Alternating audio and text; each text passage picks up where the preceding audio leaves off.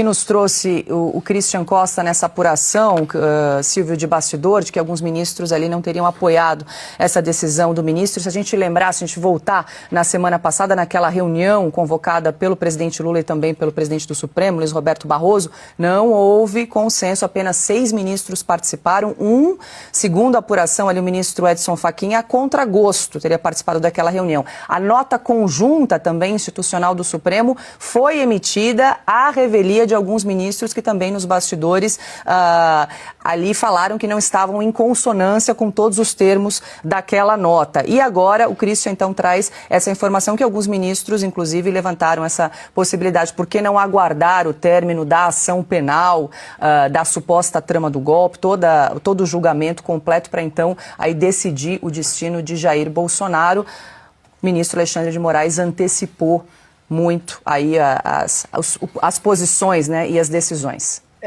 Às vezes a ausência fala muito mais do que a presença, né? Os ministros que não foram àquele jantar de desagravo promovido pelo presidente Lula ao ministro Alexandre de Moraes, quando da aplicação da Lei Magnitsky, depois o silêncio de alguns também no plenário, porque o Christian muito bem pontuou, ele acompanha o dia a dia do Supremo Tribunal Federal há bastante tempo pela Revista Oeste.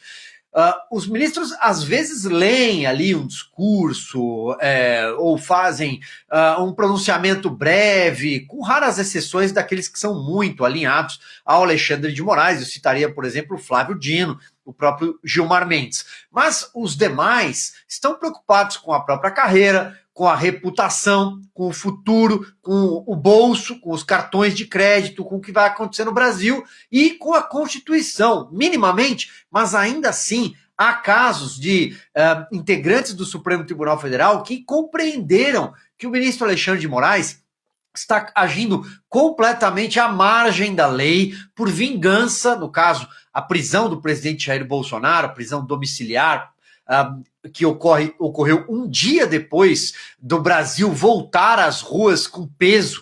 O brasileiro perdeu o medo, o brasileiro foi às ruas chamar a classe política, inclusive, para que ela preste atenção no fervor e volte às ruas para defender o eleitor.